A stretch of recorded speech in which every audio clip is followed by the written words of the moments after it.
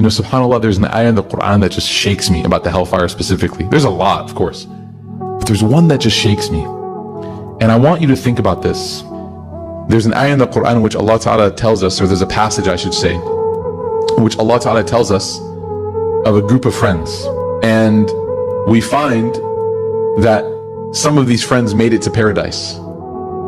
And they gather and they see each other. Imagine, like, you know, they say like, oh, the group chat, the trip finally made it out of the group chat. Imagine like, yo, the akhirah finally made it out of the group chat. You know, like you meet up and you're like, we made it.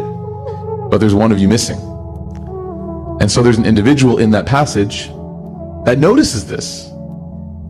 Like every time we got together in the dunya, there were 6 of us and now there's only 5 of us. Where's the 6th? And this person says, let's go look. And so they start to go look, and they look through all of the different valleys and pastures and the neighborhoods and the kingdoms and the mansion. They look and they can't find this person until finally they get to a place where they're able to peer over, and Allah gives them permission to look into the hellfire. And he sees that individual. And there's a moment that Allah Ta'ala shows us what that person's feeling. And again, the wrong thing to do right now is to think of like who this person is in your friend group.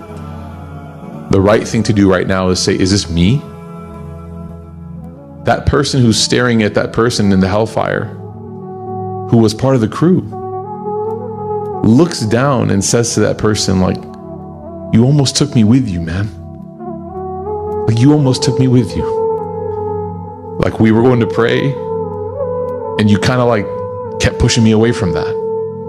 We were going to go listen to the Sheikh Mikhail's halaqah and you were like, nah, I'll meet you guys up after. We were going here and you kept, there's always this, you were pushing us away, and look now what happened.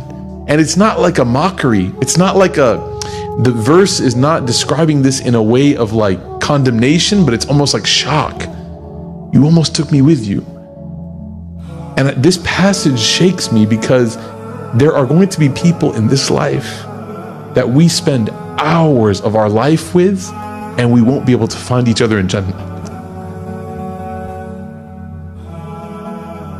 Really, like, it really shakes me, because you learn now why the Prophet ﷺ says spend time with good people, because you don't want to have that heartbreak. You don't want to have it. Some scholars even wrote, subhanAllah, they would say, if you get to Jannah, they would write to their friends and students, they would say, if you get there and you don't see me, please wait for me.